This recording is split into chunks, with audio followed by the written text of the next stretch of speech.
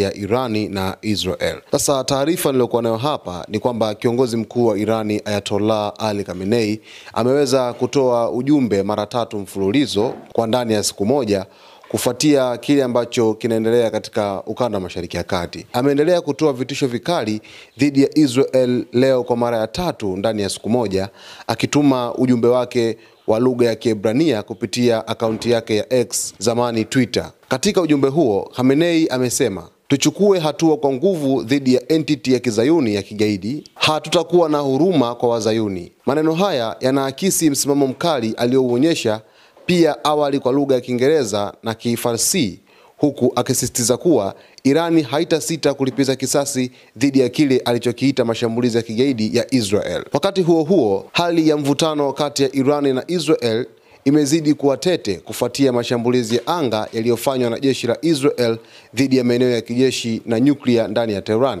Mashambulizi hayo yamewalazimu maelfu ya raia wa Iran kuzikimbia nyumba zao kwa hofu ya mashambulizi zaidi, huku vyanzo vya habari vikiripoti kuwa baadhi ya vituo vya kijeshi vimeharibiwa vibaya sana. Kwa upande mwingine, Iran haijakaa kimya. Taarifa kutoka jeshi la walinzi wa mapinduzi IRGC zinasema Irani imefyatua makombora masafa marefu na ndege zisizo na rubani kuelekea Israel, ikilenga vituo vya kijeshi vya Israel ambavyo vilihusishwa na mashambulizi ya awali dhidi ya ardhi ya Iran. Baadhi ya makombora hayo yameripotiwa kuangukia maeneo ya raia na kusababisha uharibifu mkubwa, vifo pamoja na majeruhi kadhaa. Katika hatua nyingine ya kidiplomasia, Marekani kupitia Rais Donald Trump imetoa tamko kali dhidi ya Iran, ikitaka sarenda ya bila masharti kutoka kwa Khamenei, huku akisisitiza kuwa haina mpango wa kumuua kwa sasa, lakini inafuatilia kwa ukaribu matukio ya kijeshi katika ukanda huo. Urusi nayo imelaani mashambulizi ya Israel, ikisema yanavunja sheria za kimataifa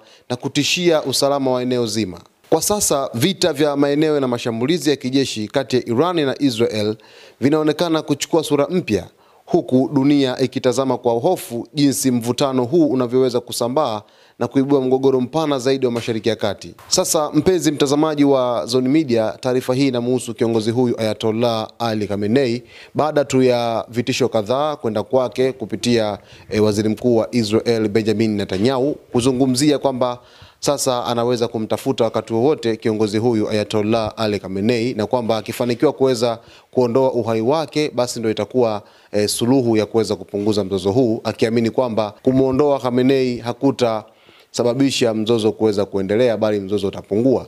Lakini vile vile tukaja tukaona rais wa Marekani Donald Trump naye akaja kuzungumza kwa kusema kwamba sasa hivi wanajua alipo na anapojificha kiongozi huyu mkuu kabisa